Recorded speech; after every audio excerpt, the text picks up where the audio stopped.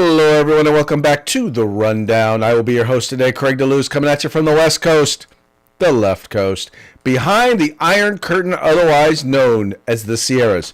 But as we all know, normally I don't do this program by myself, but today, well, today's going to be one of those days. But hey, I got you. And you know what? Thank God it's Friday. Well, see, now that's where the video's supposed to be playing. Let's try it one more time. Okay. I guess we're not going to have a Thank God It's Friday video today. Tell you what. How about I throw in this Friday video? How about this one?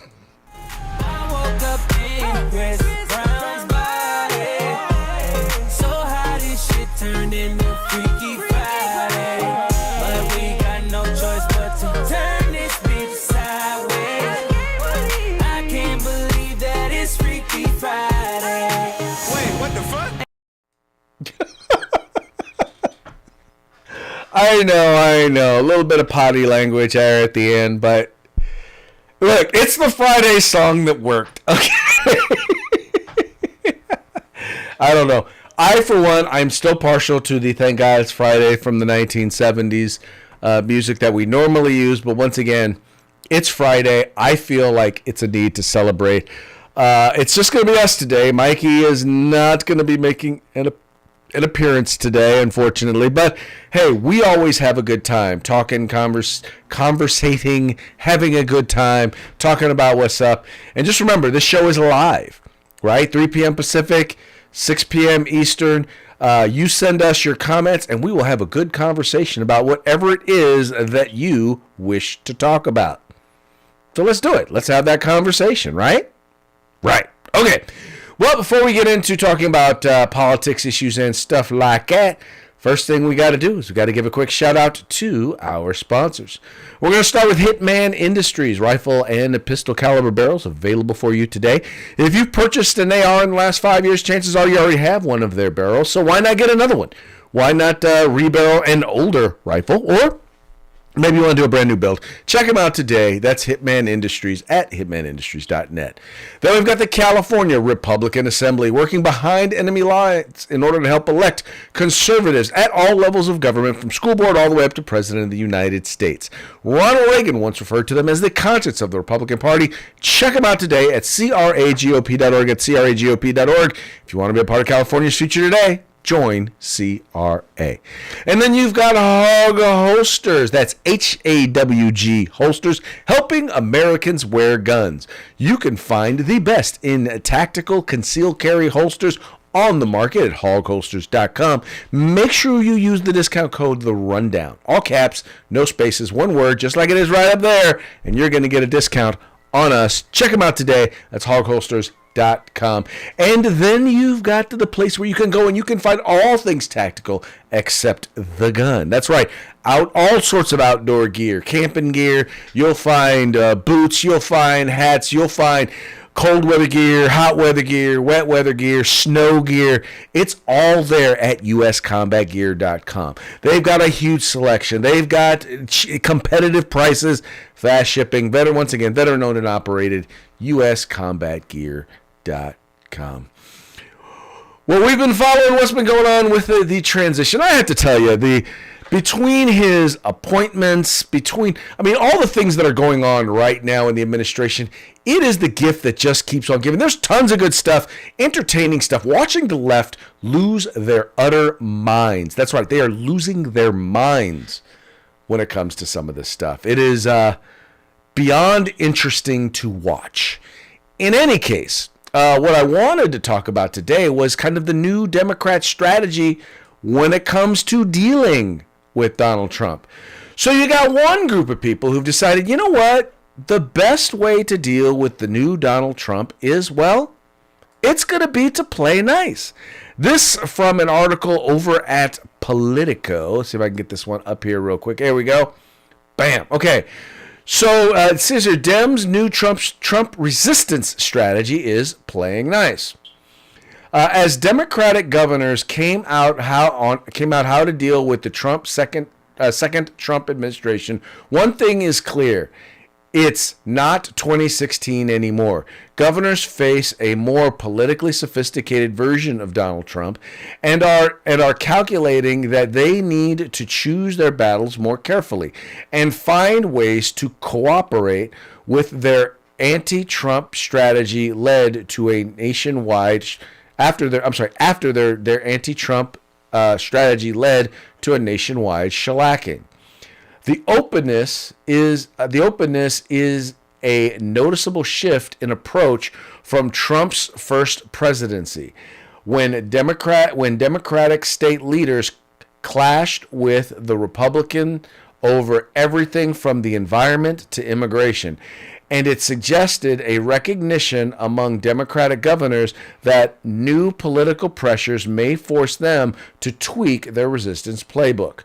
Quote, you've got to be willing to fight the fight when it needs to be fought and find common ground when that's what circumstances dictate. New New Jersey Governor Phil Murphy, a Democrat who has long had a less adversarial relationship with Trump than other Democrat governors, said in an interview with Politico.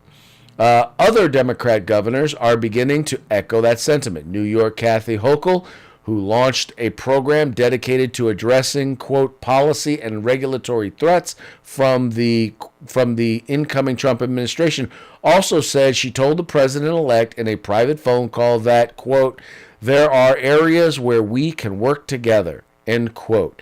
In Maryland, where Wes Moore's administration has been preparing for Trump's potential return since February, the governor said, quote, we are ready to push back with this new White House when necessary, but where we can find common ground, we will. And in Michigan, Governor Gretchen Whitmer, loathed by Trump during his first term, said, quote, we have worked with a Trump administration before. We'll figure out how to work with the Trump administration again. Now, folks, this is beyond weird, where they are once again trying to come together, trying to be reasonable. And I'll be honest with you, it has less to do with Trump than it has more to do with Trump voters. And what they realized was Trump's numbers went up in every major blue state and blue city in the country. Even in places like California, where Kamala Harris won overwhelmingly, Trump's numbers grew. There's like 9 counties in the Central Valley, 9 counties in the state of California that were easily carried by Joe Biden, that were won by Donald Trump. Now, obviously, Los Angeles County and San Francisco County, I mean, the obvious liberal left-wing bastions, yeah, they were carried by Kamala altogether. But even in those areas, Trump did better than he had in the past. You look at in places like New York and in California, where the Republicans had held on to contentious, contested seats that the Democrats lost, that gave them the majority in the first place. And Republicans, not only were they able to hold on to almost all of those seats, they won 1 or 2 new seats. I think they lost 1 seat. But even in the ones where they won, their majority, or the margin grew in those particular seats. So they're recognizing that there's only so much of their left-wing wokeness that their voters are going to take. And in many cases, they're realizing that they have stepped way out of bounds, that they have literally jumped the liberal shark, or they've jumped the shark in the deep blue sea. Anyway, but they're figuring, we gotta do something. And they're also realizing that they got to try and find a way to work with folks. But now, that's not everybody. Not everybody in the Democratic Party feels that way. In fact, there are some blue state governors and blue state politicians that are actually planning, they're planning to resist. Or roll back their rights. I will fight you every step of the way. You come for my people, you come through me. Democrat governors Kathy Hochul and J.B. Pritzker are already vowing to fight Trump's agenda on day 1 of his return to the Oval Office. Even though he won both the Electoral College and the popular vote, And he lost Deep Blue New York, by the way, by just 11 points. He lost Deep Blue Illinois by just 9 points. New Jersey, 5 points. Hochul and Pritzker among a handful of blue state governors warning the Trump administration that they will be sued if they attempt to undermine their state's liberal policies, despite Trump's agenda resonating with many voters in those Democrat-led states. Joining me now is Trump-Vance transition spokesperson Caroline Leavitt. Caroline, thanks for being here. Your reaction to those Democrat governors? Well, it's amazing that these Democrat governors continue to be so out of touch with their own voters. They should open their eyes and look at how the American people voted in this election. They have given President Trump a resounding mandate to deliver on the promises that he made on the campaign trail. If you look at some of the bluest states in this country, New York and California, for example, those were some of the states with the largest shifts towards President Trump. If you look at liberal California, there's a 12-point shift towards President Trump. You look at the LA district attorney who was fired by a more independent thinking person. If you look at the liberal mayor of San Francisco, he was fired. The American people are done with these far progressive policies. They want common sense, and that's what President Trump has campaigned on. Caroline, we've been talking all morning about how President Trump will execute his promises. Has President Trump decided on who he is supporting for the leader of the Senate? We had Rick Scott on earlier. Will he get behind Rick Scott? President Trump hasn't made an announcement on that race yet, Maria. I won't get ahead of him, but it certainly is great news that we have a Okay, I apologize about that second part of it, because obviously we already know that person has been chosen. But you'll notice that there were a few of the governors that were included in some of those statements that are actually also part of the first story from Politico, where they talked about we're willing to work together. And I think once again they're trying to play both sides. They're trying to be like, I'm going to stand up for liberal causes, while at the same time saying, yeah, we're going to fight. We're going to fight. And I think that Laura Trump made an excellent point. The truth is that their voters have spoken, because if you want to know who's been more greatly affected by the massive inflation, it's been some of these folks in these blue states that are already paying high taxes and paying high prices because, well, the high cost of regulation and minimum wages and living wages in some of these blue states and blue cities. They're the ones that are paying the bigger, higher prices. They're the ones that are paying more in rents, more for car insurance. They're the ones that can't afford a home anymore.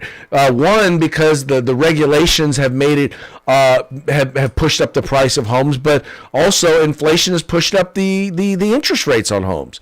So they're the ones that are being affected because they're in sanctuary cities and sanctuary states. They're the ones that are dealing with the massive impacts of illegal immigration and people just walking across the border. They're the ones that are dealing with the issues relating to crime. Their voters are pissed off. His numbers in big cities, Trump's numbers in big cities went way up. And that's because in many cases you have these liberal elites, these Democrat elites, who are focused on messaging, who are focused on telling the rest of us on what's the word I'm looking for? I'm trying to think of the word, and I probably shouldn't say that I'm trying to think of the word, but I don't want you guys to think. I would rather say that than just ramble. But they are the ones that are judging people and saying, look, we need to do all of these things because it's best for the country, and it's this and it's that. And they're the ones that refuse to admit that their policies are failing. It's not failing them, though, because the stock market is going up, right? They keep saying that the economy is going good because the stock market is going up. It means the investments are going up, meaning they're buying these bonds, they're getting higher interest rates on the bonds, so they're doing well. The stock market is going up, so if the stock market is going up, their investment portfolios are doing well. Because see, they're the ones that can afford it. And that's why they don't understand. They don't understand why the price of eggs is so important, because guess what? Even though the eggs are expensive, they can still afford it because they're making more money. You and I, on the other hand, we're not necessarily so, right? They are living in gated communities with security guards. I don't have a gated community. I don't live in a community with security guards. You want to know how I know? Because in no gated community do they allow chain link fences, and we got a few of those in my neighborhood.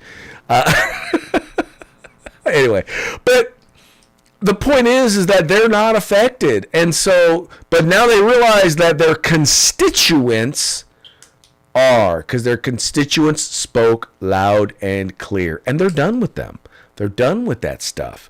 And you know, that's put them in a very interesting place, shall we say? Which kind of leads us to the next thing. If they're going to fight, how exactly are they going to fight? Right?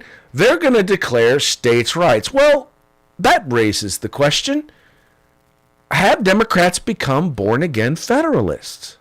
I mean, it's the Democratic Party when one of their own is in charge. They're the ones that are always trying to push for federal policy, trying to push and require states, in particular red states, to get behind and support and not contradict federal policy when it's policies that they agree with. But what if it's policies that they don't agree with? Then what do they do? Then what realm does it then fall in? That then raises the question, are they actually becoming new Federalists? And I'm looking, I'm looking for the article. There it is, right there. Okay, so I was trying to find the article that was quoting that, and this is over at the National Review. It says, "Will Democrats become born-again Federalists?" Let's read a little bit from it. So, red state arguments against federal government overreach will now be dusted off in service of blue state priorities. Good. Blue states are about to discover the virtues of federalism. Red states, Congress, and a restored Trump administration would be wise to let them do so. America did not suddenly become united on Election Day, though some analysts are already detecting signs of a nascent realignment in the electoral chicken entrails. The bitterness of our politics has not ebbed. To live together, we will need to overcome the human tendency to want to control how other people live. But we should try. That tendency is the root of our toxic politics.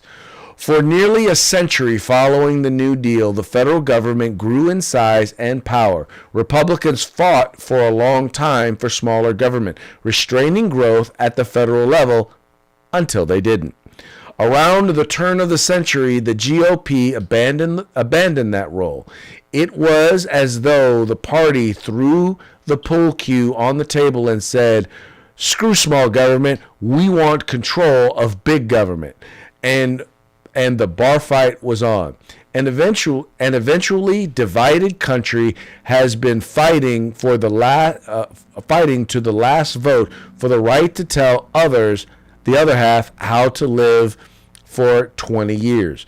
Maybe we can learn to live together again by returning to the genius of our founding federalism, a dusty political science word for allowing states to have some significant measure of independence from the federal government.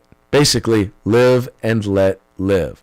Now, if you listen to Donald Trump, this is exactly what he was saying he did. His goal was with the Supreme Court. That's what Dobbs did. Whatever the left tells you about abortion and abortion rights, the reality is it made it so that the states decide. Right? It said there is no federal constitutional right to take the life of your child in the womb. There is no federal right to do that. It didn't say whether or not it was legal or it should be legal. It did not say whether or not it was illegal or if it should be illegal. All it said was there's no constitutional right to it. Meaning that if states want to regulate it, they have every right to regulate it. And that's really, in most cases, what states have done. Most of the states that have restrictions on abortion is in line with where the polls are, is in line with European countries that have restrictions. It's in line with that. It's basically right around 15 weeks, right? So in other words, before the third trimester, or within the first trimester, right? It provides exemptions for rape, incest, and to protect the life of the mother. Now, mind you, that those make up less than 4% of all abortions, but those are generally there. And every poll, once again, shows that that's where the American public is at. That's where most voters are at. And only the extremist of the extreme voters are absolutely positively no abortion whatsoever, not even to protect the life of the mother, or abortion up until and even including after birth. And by the way, for those of you on the left who are listening to this program or watching this program who believe that it doesn't happen, it's called the Born Alive Act. It's called places that don't have the Born Alive Act, where a child survives abortion and the doctor lets the child die.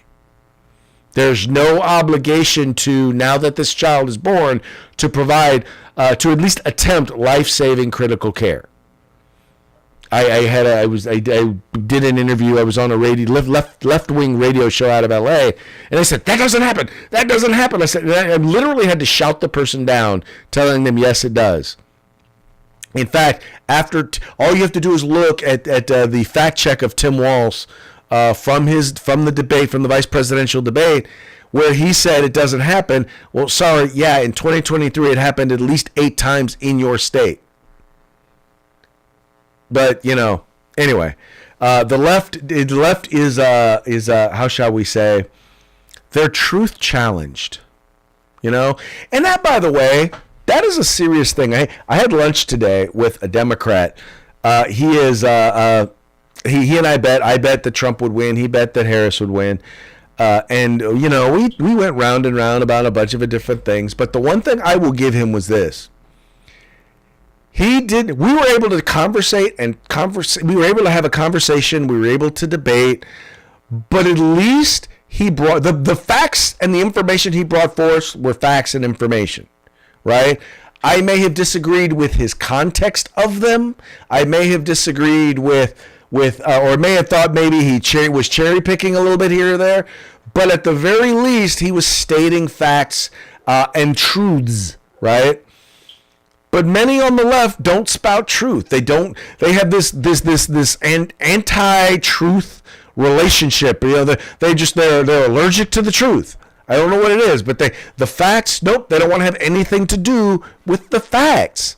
And it's very frustrating to deal with when you're trying to have a reasonable conversation. In fact, when I think about people who I have unfriended or blocked or whatever it is via social media that want to engage in these sorts of conversations, I've stopped because I did it primarily for one of two reasons. Either they were just gratuitous in their vulgarity and their name calling, and refused to engage in actual debate, and usually these two went together. They completely ignored, either would not share the facts or would share specific lies without any reference, without any documentation, they refused to show receipts. They would say things, and even when I shared information that directly refuted it, that directly said, no, that didn't happen, or yes, actually this did happen, here's the link that shows it, they ignored it. They demanded that I show receipts, but they refused to show receipts. That's a level of intellectual honesty that I refuse to engage in. If you decide that you want to continually engage me in political conversation, then you have to be willing to show receipts. If you're not willing to do that, and you keep trying to engage me in political conversation, I'm going to block you, because you're wasting my time, and I'm just going to leave the conversation frustrated. Not because you've quote unquote won the argument, because you refuse to engage in a debate on the facts, and then share your information as to where you're getting your facts from. Right? That's a waste of time for me. I don't need that. I don't want that in my life. Anyway, that's I don't know, maybe that's just my perspective. All right, now our next story here that we're going to talk about has to do with Google AI. Now, for those of you who have never tried doing this, I don't know why you would have never tried doing this, but I use Google search all the time, and I've noticed that one of the things that happens now is when you do a Google search, the first things that come up are it's an AI search, right? And in that, it'll give you kind of the facts information, and then after that, you'll get the links. Well, there is an article There's an article here over at Breitbart. Let me pull it up here real quick. Here we go. Bam. Okay, it says here, Google erases history when asked what happened on July 13. AI failed to include Trump assassination attempt. Google AI does not include the assassination attempt against President-elect Donald Trump when users search for, quote, what happened on July 13. After censoring the attempt on his in its immediate aftermath, Google is now attempting to erase the assassination using its controversial AI tool. When users search what happened on July 13, Google provides an AI overview above the search results. It includes many interesting facts through history, such as the closure of Ellis Island in 1954, but ignores one of the most important events in recent American history, the attempted assassination of President-elect Donald Trump. So here's what I wanted to do. I decided, you know what? I'm going to do that. I'm going to go ahead and let's search it for ourselves. So we're going to come right over here. All right. So you guys get to watch this as I do it, right? So you get to watch this as I do it. So I'm going to go ahead and paste that. Bam. And it says here on this date, in 1973, French politician, physician, journalist Jean-Paul Marat was assassinated by Charlotte Corday, who stabbed him to death in his bath. In 1863, deadly rioting against the Civil War military draft erupted in New York City. The insurrection was put down in 3 days. Let's see here. Today, John F. Kennedy wins. Then we have what happened this day, what happened this day. All of these are events and things that happen on this day. But you notice nothing about Donald Trump. Nothing about the assassination of Donald Trump. Highlight, no, nothing. French Revolutionary, nope. 10 things you want to know, nope. Still nothing. I think it's eventually when we get down here to day 3. I know I eventually came across it. What if, here we go. This is the first one. It's a Reddit thread.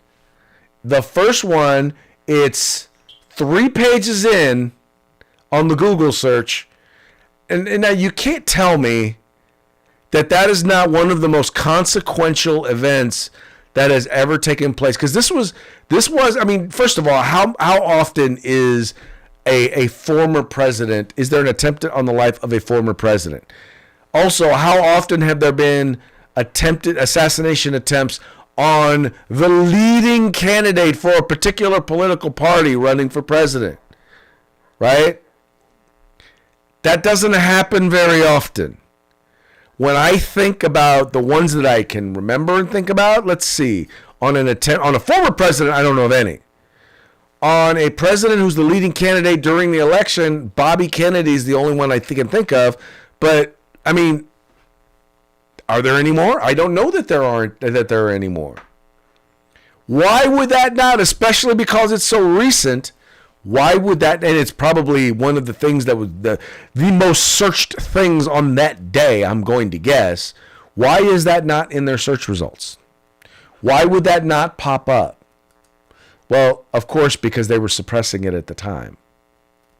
Yeah, they were suppressing it at the time. And that just goes back to show if they're hiding that sort of stuff, what else are they hiding? One of the things that's really hard to find is when you look at the result of Trump tax cuts. And I've done this before. I've looked up the results of Trump tax cuts, and one of the things you never see is that more revenue came in after the tax cuts than before the tax cuts. That federal revenues actually went up as a result of reductions in taxes. It happened, and by the way, it didn't just happen when he did it. It happened when Reagan did it, and it happened when Kennedy did it. But you don't hear anything about that. You don't see anything about that. They don't let you know about anything like that because, well, they're trying to hide the ball. They literally think you are not smart enough you can't handle the truth is what their attitude is. They honestly believe that you cannot handle the truth. It's the reason why the medical community will not give you all of the accurate information on certain things because they don't believe that you can handle it.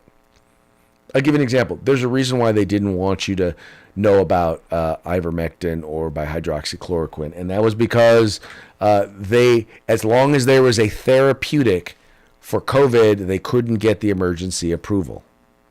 So they lied. They said it didn't work. They said it wasn't effective. They came up with all these reasons so that they could fast track the vaccine.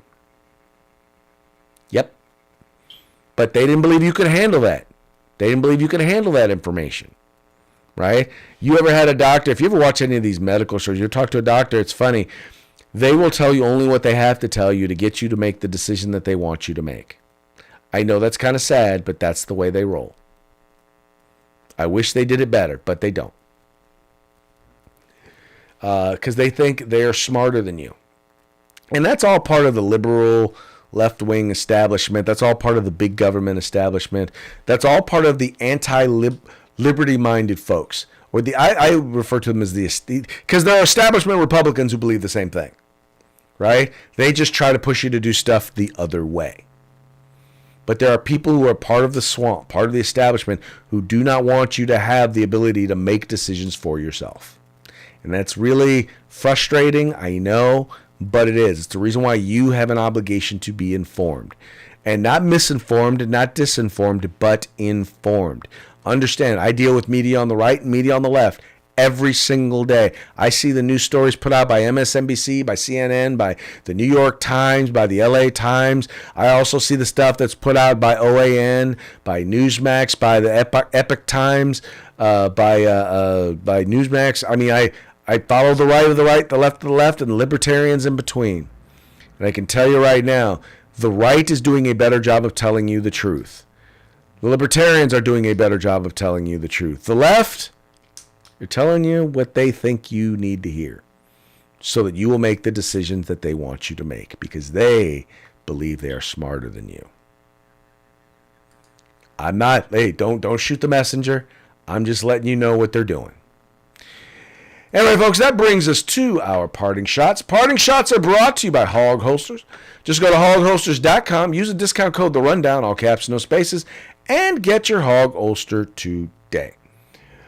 All right, today, as a part of our parting shots, we've got a story here, once again, brought to you by The Babylon Bee, fake news that you can count on. And now that Kamala Harris is no longer going to be, or is out as potential president of the United States, she's going to need a job. And they put together a list. Now, I know how much y'all folks love lists. So we're going to go ahead and read the list of what's next. Here are 10 great career options for Kamala to consider. Oh, by the way, I'm going to call her Kamala because that's what my sister-in-law, who is named Kamala, that's how she pronounces it. So anyway, the American people have spoken, leaving Kamala Harris on her way out of office and looking toward whatever may come next. What does that future hold for her? To help her out, the Babylon Bee has come up with the following list of promising career options Kamala should consider. Number 1, an accent coach. An accent coach. Think of the money she could make training actors to speak in different dialects. Okay. Number 2, president of Harvard University. Egregious plagiarism and incompetence are the most important requirements for the position. That is true. Spoken word slam poet. Finally, the perfect outlet for her natural way of speaking. Number 4, designated laughter for The Late Show with Stephen Colbert. It'll be great for him to always be able to count on at least one person to laugh at his jokes, because he is, by the way, no longer funny. He has ceased being funny since he's just not funny anymore. He used to be very funny, not anymore. Anyway, number 5, the little person who lives inside the McDonald's order kiosk. She already has valuable McDonald's experience, allegedly. Number 6, play-by-play commentator for the Oakland A's. She can't be any worse than the other woman they have, except there's no such thing as the Oakland A's any longer. I guess maybe that's the point. Anyway, nanny. This could lead to new levels of intimacy with Doug Emhoff. Ooh, ouch. Okay. Sommelier. Though she may have to be informed that she's not supposed to actually drink all the wine she tastes. Okay, that's funny. 3rd grade debate teacher. Sadly, this position may be beyond her skill level. And number 10, the first female president of the United States. Let's be honest. There's still a real chance Joe doesn't make it to January 20. Ouch. Ouch. So sad, but that is true. There's always a chance. Look, if Kamala made the drink, man, don't drink it. Joe, just don't. Anyway. All right, folks, well, that brings us to the end of our program. But before we go, we're going to give a quick shout out to our sponsors. We're going to start with Hitman Industries. Rifle and pistol caliber barrels available for you at hitmanindustries.net. The California Republican Assembly, the conscience of the Republican Party. You can find them at cragop.org. And get your hog holster at hogholster.com. That's helping Americans wear guns at hogholster.com. And finally, you can get all things tactical except the gun at uscombatgear.com. All right, folks, thank you so much for tuning in. We appreciate you liking and sharing the program and encouraging your friends to do the same. We'll be back on Monday. Fun day. Till then, y'all have fun. Stay safe. If you get a chance this weekend, send a few downrange. We will holler at you later.